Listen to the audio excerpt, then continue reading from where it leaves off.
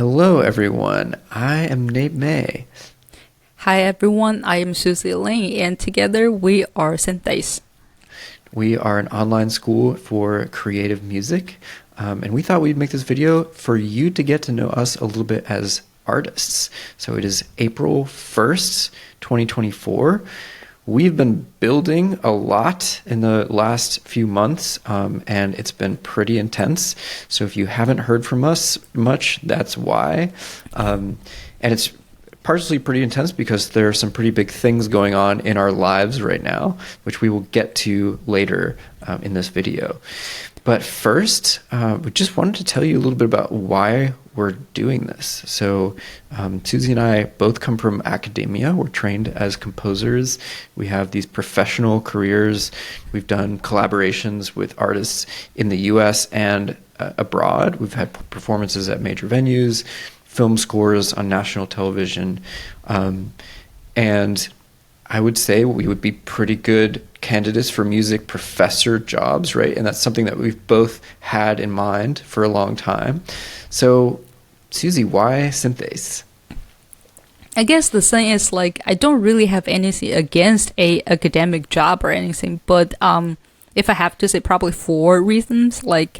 Number one would be timing. So when Nate first reached out to me, this is actually my second year at Synthase. So back then, I was in this interesting place where, as a PhD student, I had this financial security blanket, while in the meantime I also have the time because I was out of the coursework to really dream big about what do I want to do in my future. Then I thought this is a great opportunity to dream big together with another person. So which lead to, I always like the idea to be part of a team, that we're kind of building towards something together that we both believe in. That is the shared musical joy. And third is that I feel like I see the need because you always see from forums that there are young composers out there asking about, hey, I just did this piece of music. Can anybody take a look at it and give me some comments? I don't know whether it's good or not, because I feel like for composers, especially when we're younger, we kind of have this little bit of insecurity of, am I actually making something meaningful or am I not? So I feel like this could really be an area that we can really help. And last but not least, because Nate reached out to me. I know Nate for a decade now. I mean, I like Nate, so that's why. Awesome. Yeah. So for me, I started Synthase in 2021 in January. I was coming out of academia and coming out of COVID. And COVID taught me actually really that it can be this, this connection that you can make between people and resources in very different places can be absolutely revolutionary for learning creative music. And academia taught me that learning creative music, despite all of the theory classes and all of the orchestration and the knowledge that I was given, really what we do as artists is we listen to music, and what resonates us is what drives us forward. We try to figure out how to do the things that we like, and that process can be pretty simple if we have the connections between the people and resources that are possible with the internet. So I also realized that it was pretty simple to do this. We didn't need an entire institution behind us. We could really just get together as a team of teaching artists and drive this process for students, and hopefully make a really big impact on people who were, who we once were. So trying to make something that would have been amazing for us, when we were younger or just earlier earlier on in our process. So let's now let's distill our entire lives into just a couple minutes and talk about how we got here. Susie, how did you get to this video? Well, that's a large question.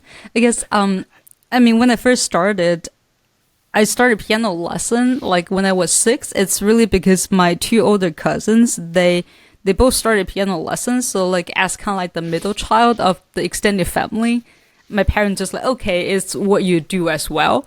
Then I kind of outgrew the only piano teacher in my hometown at the age of 12. So then back then, my parents just decided, okay, might as well send you to a prep school then. Then they decided, if we're sending you to a prep school and you're that young, might as well send you to the best prep school in the country then. And my piano teacher back then, he was really upset because he was like, oh, you were going to be the shame of my studio because you are not even my best student. Then you decide to just go try this thing. How dare you? But anyway, I got there, then kind of just got distracted from applying to become a piano major. Then I became a composer instead. So like I've been majoring in composition since I was 12. Then in the prep school, the first 2 years or so, I was really motivated. I feel like I learned a lot of the basics. I was having fun writing music until to the point I really got into 12 tone, because why wouldn't you get into 12 tone when you were 15? I was just, this is the coolest thing ever. All of those numbers, all of those matrix. Yeah. Then my teacher hated that because she was like, I really want you to build the foundation first. You need to learn how to write tonal music, how to do chromatic harmony before you do the 20th century stuff. Then I was just like, well, I don't agree with you. So as a passive aggressive teenager, I decided to go play video game instead. Then basically that's my like high school, and I still got into Shanghai Conservatory, by the way. So like basically finally in my junior year, I started to think about, what do I really want to do of my life? Like, do I still want to be a composer? Then I was just like, well, I still enjoy writing music. Then that's when that's also just at the time a professor from University of Cincinnati College Conservatory of Music, he came visit. Then I got his business card. Then the year later, I got the opportunity to become a exchange student. So I kind of just like went there because he's the only professor I knew back then. Then I also got to know Nate from CCM. Then kind of just like, I guess back that was kind of like, it's not exactly an enlightening moment, but also like that's CCM is where I finally realized writing music is not for the sake of like writing this perfect piece of music that to be engraved on the stone forever and ever, that it's gonna make you be this like famous big name. It's more about having fun. If you like it, that's what really matters. It's really just like if for this time being you don't want to write something huge, you just want to write this little 3 minutes piece for your friends to play on the concert, that's okay. Then I feel I kind of appreciate that. Then from there I went to Duke for my PhD. Then that's actually where my career really started to kick off. I went to like several music festivals. Like the very first year at Duke, I won a composition competition in Italy, and I wrote, and that piece was just, I love harpsichord. I just wrote a itty bitty piece for harpsichord and just sent it over. Then the year later, I got nominated for the American Academy of Arts and Letters, that Charles Ives Scholarship, and over there I saw, on that email, I saw like Nate's face. Then that's when we just, oh, hey, Nate, didn't see you for so long. Hey, then we kind of reconnected from there. Yeah, I actually really enjoyed my time at Duke. I feel like they really supported me, and I actually just successfully defended my PhD last Thursday. So woo! I have a doctor now. So yeah, that's how I get here. It's kind of like a long answer, I guess. Thanks. I mean, life is long, thankfully. Life is long, so, yeah. So that is Susie's big news about the PhD. Just a huge event. So congratulations on that. So Nate, how did you get here? Okay, so I grew up in West Virginia, and I grew up in a town called Huntington, and it is.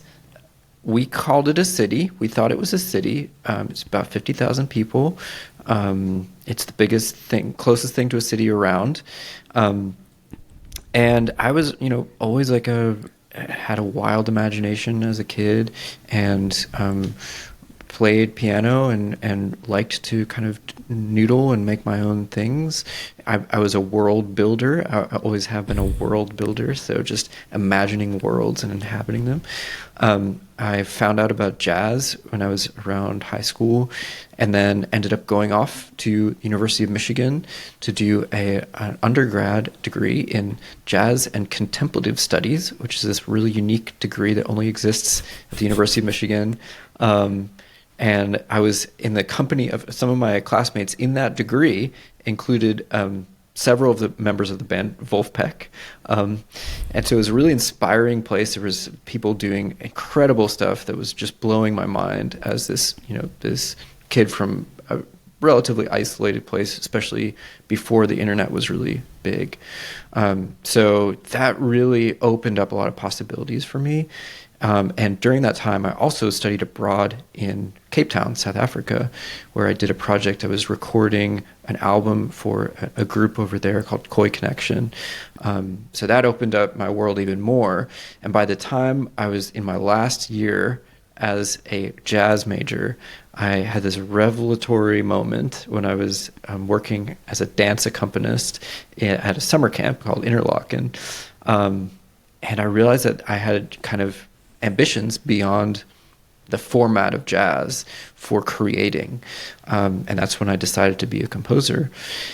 And then it took me years to kind of transition over. I was out of school. I started working as a teacher. I moved to West Virginia, to not my hometown, but to another small town called Fayetteville, and worked as a public school teacher, teaching math there for a little bit, while I was also developing my portfolio.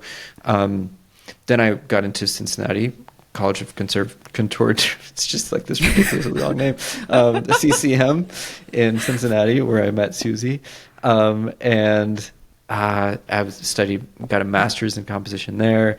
And during this time, I was also exploring an interest in West Virginia, where I came from. So a lot of my music around this time was related to that Appalachian identity. I wrote this big oratorio called State, which is one of the things that I'm really the most proud of, in which I interviewed a bunch of Appalachian migrants who had come to Cincinnati and turned their stories into songs. Took more time off, stayed in Cincinnati, wonderful place. And then I went to Yale for my doctorate degree in music composition, which opened up my world even more. And then after my 2 years of coursework there, I moved to Brooklyn briefly. COVID hit, moved out to the West Coast, and then finally finished my doctoral degree last year, and I've been full-time with Synthase ever since. So yes, we reunited at we were going to be meeting in person for that awards banquet for the American Academy of Arts and Letters, and then COVID destroyed all that. But we reconnected during that time. I remember we were watching that ceremonial video while texting each other on each other's couch. What a time. Yeah, what a time. 2020. Oof. One. Okay, so let's listen to a little bit of our music. Just wanted to we each chose 3 samples of our music and got it down to 45 seconds each. And don't want to talk too much about them, just want to mostly give people a chance to hear. But here is a piece that I wrote called Songlike for piano.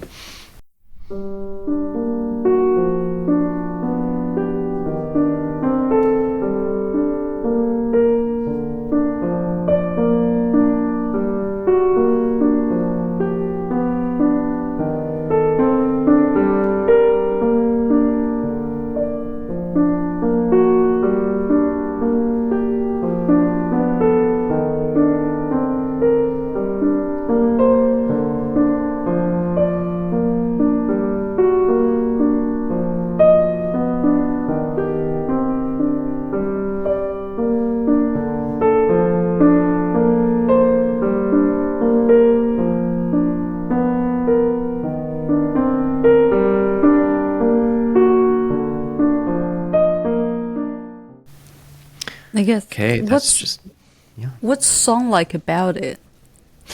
Well, it sort of had this melody that sort of emerged from the interplay of these different lines.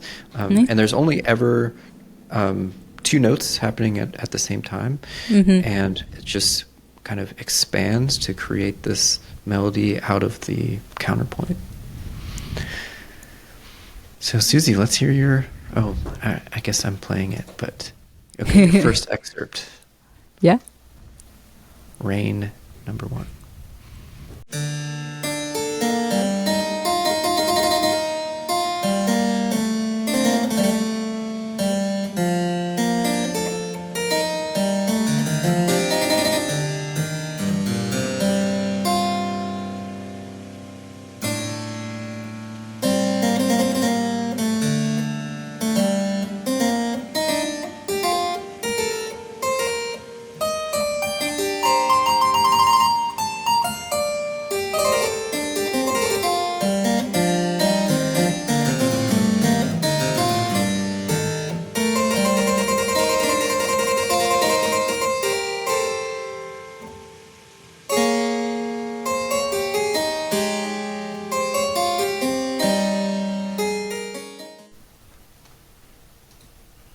All right.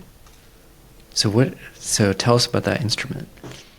Oh, it's a harpsichord, and I played it myself, and so this is like the first movement of like a set of ring journals I did. So one thing I like about the city I'm currently living in is Durham, North Carolina, where Duke is at, by the way.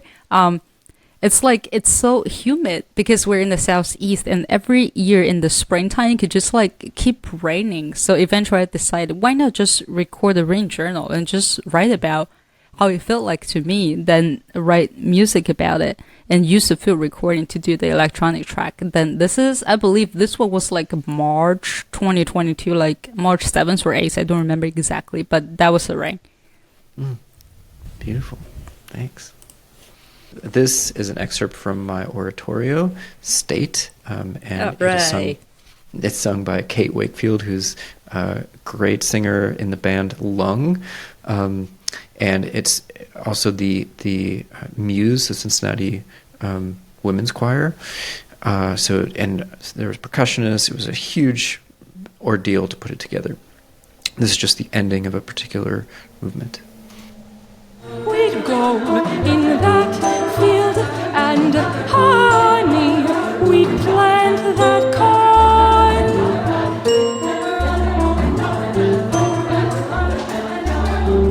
And he got real sick, he got to where he had that black lung, and he couldn't breathe very well, and the doctor said, you cannot work in these coal mines no more, because you're gonna get back there, and that's where they're gonna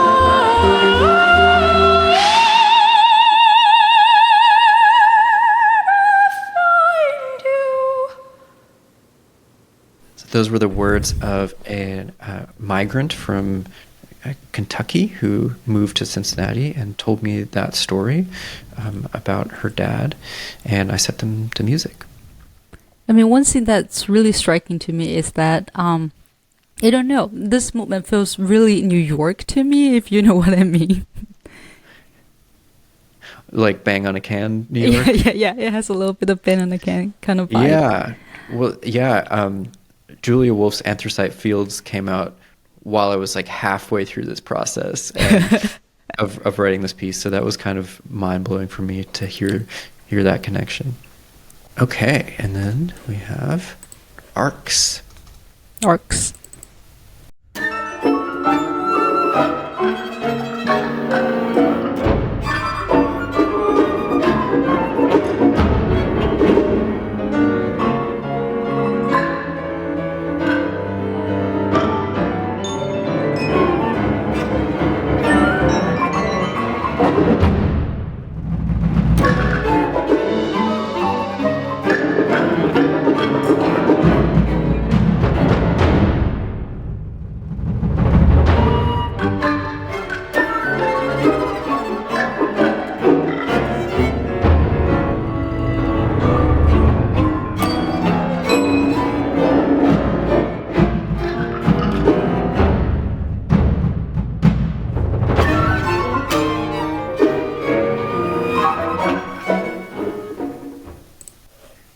hear a lot of gestures in that. Were you thinking in terms of gestures?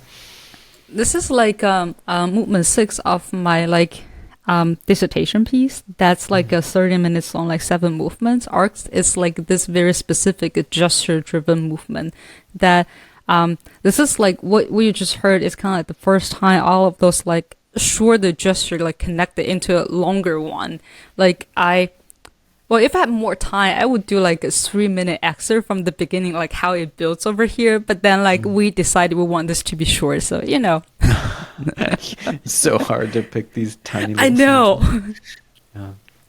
Cool. Well, thank you for sharing. But I was Here's just my like, I'm so last. proud. It's a lot of notes. Yes. I mean, that whole dissertation was so many different notes. And it was so thoughtfully put together. I was glad I got to see your presentation about that. Okay, so this is an electronic piece I wrote on a record that I split with Ben Townsend called Bonaparte Crossing the Rhine.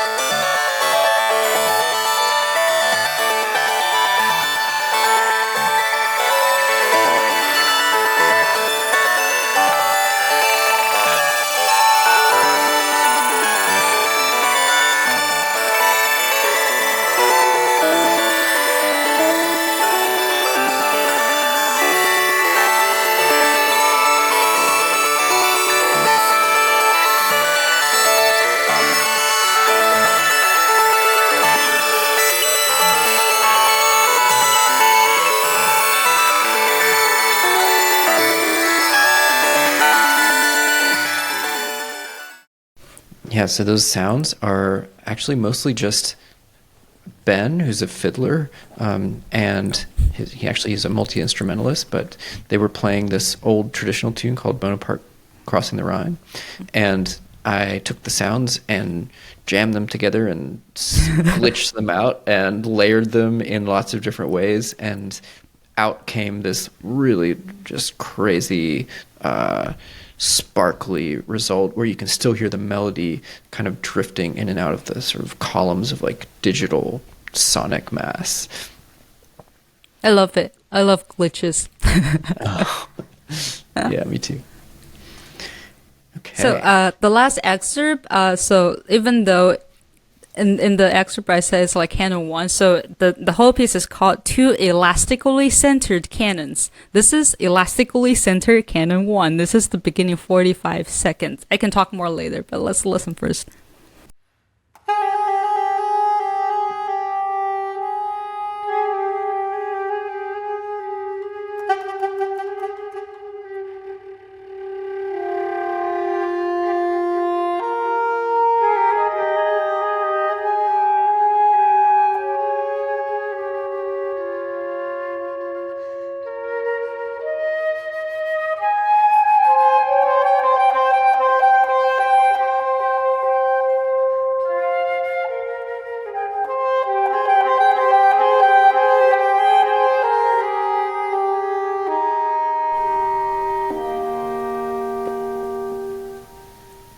Gorgeous.